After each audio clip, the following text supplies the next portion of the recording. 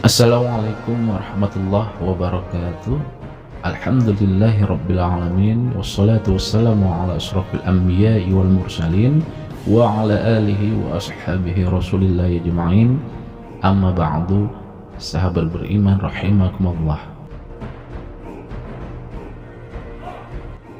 Di edisi sebelumnya kita sudah bahas perihal cikal bakal penciptaan Nabi Adam alaihissalam melalui perjalanan Nur Muhammad menemui keempat unsur An-Nasir, yaitu air, angin, api, dan tanah, yang dimana pada saat Allah Subhanahu wa Ta'ala akan menciptakan Nabi Adam alaihissalam, maka sama-sama kita ketahui bahwa pada saat itu para malaikat sampai mempertanyakan perihal penciptaan Nabi Adam alaihissalam tersebut kepada Allah Subhanahu wa Ta'ala, di mana para malaikat takut bahwa akan ada lagi kerusakan yang akan terjadi di muka bumi, seperti firman Allah Subhanahu wa Ta'ala dalam surah Al-Baqarah ayat 30 yang artinya, dan ingatlah ketika Tuhanmu berfirman kepada para malaikat,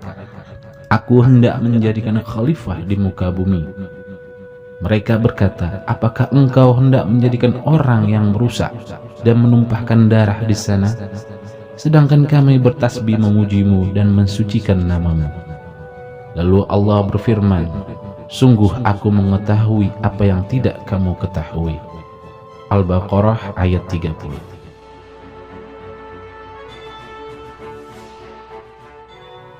Jadi sudah sangat jelaslah alasan para malaikat mempertanyakan permasalahan penciptaan Nabi Adam alaihissalam ini kepada Allah Subhanahu wa Ta'ala. Dikarenakan apa? Pada saat itu jauh di masa lalu, di mana Allah telah menciptakan khalifah di muka bumi ini untuk mengelola bumi beserta isinya. Tak lain hasilnya adalah kerusakan bumi yang sangat luar biasa terjadi. Para ulama mengatakan bahwa dahulu di muka bumi ini Allah ciptakan khalifah, yaitu dari yang namanya Abu Jan, Banul Jan, dan Nisnas, yang diketahui bahwa mereka dari bangsa jin. Namun uniknya, daripada penciptaan mereka daripada bangsa jin, meski pada saat itu mereka diciptakan oleh Allah Subhanahu wa Ta'ala dari bangsa jin, namun uniknya lagi, mereka memiliki tubuh kasar dan berdarah pula seperti manusia pada umumnya saat ini.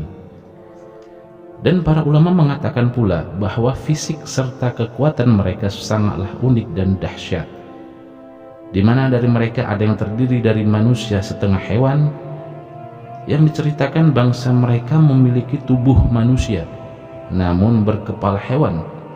Ada yang bersayap, dan ada juga yang di masa kita ini, saat ini kita menyebutnya dengan sebutan putri duyung dan sebagainya.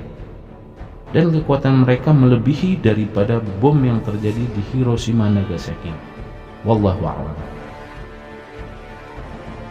Jadi sudah jelas ya sahabat beriman semuanya, bahwa arti dan makna dari kata khalifah itu ialah pemimpin, yang dimana pemimpin itu harus bijaksana dalam mengelola dan menjaga apa yang ia pimpin, bukan untuk merusaknya. Dan apabila pemimpin itu gagal, maka akan digantikan oleh khalifah atau pemimpin lainnya, seperti firman Allah dalam surat Al-A'raf ayat 56 yang artinya, dan janganlah kamu berbuat kerusakan di bumi setelah diciptakan dengan baik. Berdoalah kepadanya dengan rasa takut dan penuh harap. Sesungguhnya rahmat Allah sangat dekat kepada orang yang berbuat kebaikan. Jadi, dari firman Allah di atas sudah sangat jelaslah bagi kita untuk mengimani bahwa dahulunya bumi ini memang pernah mengalami kerusakan yang teramat parah.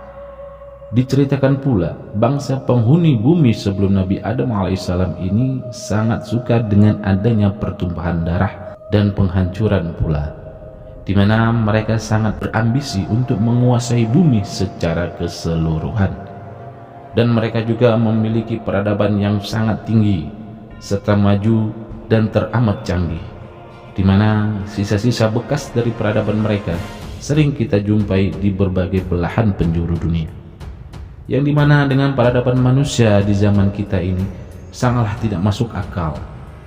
Contohnya, bisa sahabat beriman saksikan salah satu bukti peradaban mereka yang tidak dapat kita terima dengan akal sehat kita ini, yaitu di mana salah satunya ialah adanya sebuah tembok di dasar laut Jayapura yang tingginya lebih dari 1 kilometer.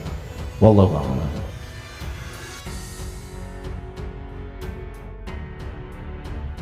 Dari dasar inilah sudah diketahui bahwa peradaban serta kekuatan mereka sangatlah luar biasa adanya. Dan diceritakan pula pada saat itu Allah sampai memerintahkan seluruh malaikat untuk turun ke bumi yang dipimpin oleh Azazil, di mana bertujuan untuk menghentikan kerusakan di muka bumi yang diakibatkan oleh bangsa tersebut.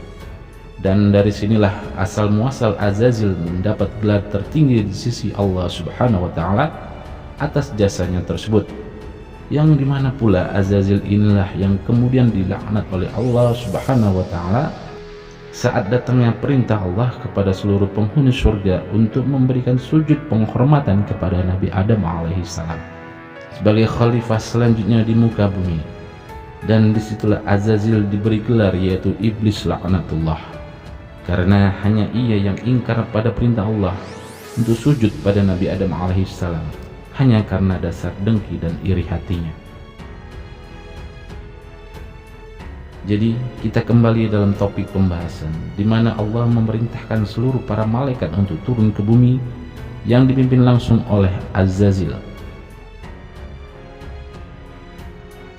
Sahabat beriman semuanya, bisa kita petik pelajaran yang sangat bermanfaat dalam kisah ini. Sudah dipastikan karena sangat luar biasanya lah peradaban bangsa itu yang ada di muka bumi, sampai-sampai Allah mengutus para malaikat untuk memperbaiki bumi dikarenakan ulah bangsa tersebut.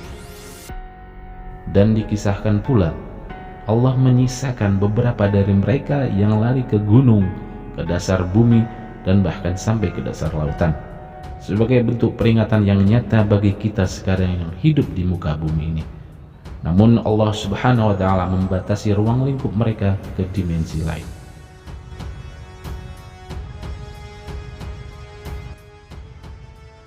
Lalu Allah menurunkan Nabi Adam alaihissalam ke muka bumi untuk menjadi khalifah yang berikutnya, yang dimana Allah memberikan kesempurnaan pada Nabi Adam alaihissalam dan keturunannya dengan bentuk atau rupa yang teramat bagus daripada yang lainnya.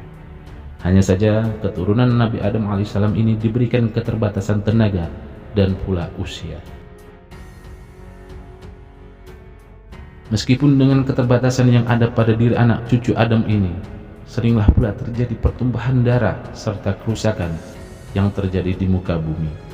Namun dalam tingkatan kehancuran yang lebih kecil daripada kerusakan yang diakibatkan bangsa jin saat menghuni bumi di kala itu. Allah punya berbagai cara yang paling terbaik dalam memberi rezeki serta hukuman bagi para hamba-hambanya. Jika dahulu Allah sampai menurunkan para malaikat ke permukaan bumi untuk menghadapi bangsa jin yang menghuni bumi saat itu, di masa kita saat ini Allah tidak perlu repot-repot lagi sampai menurunkan para malaikat ke permukaan bumi untuk menghadapi para manusia yang membuat kerusakan di muka bumi ini. Allah cukup mengirimkan virus yang ukurannya teramat kecil sekali untuk menghadapi para manusia yang ada di masa kita sekarang ini, yang dimana telah banyak membuat kerusakan di muka bumi. Hanya dengan virus yang berukuran sangat kecil ini saja, para manusia yang ada di dunia saat ini sampai lari ketakutan hingga tidak berani keluar rumah dan beraktivitas pada umumnya. Wallahu a'lam. Subhana rabbika rabbil izzati amma yasifun, wassalamun alal mursalin, walhamdulillahi rabbil alamin.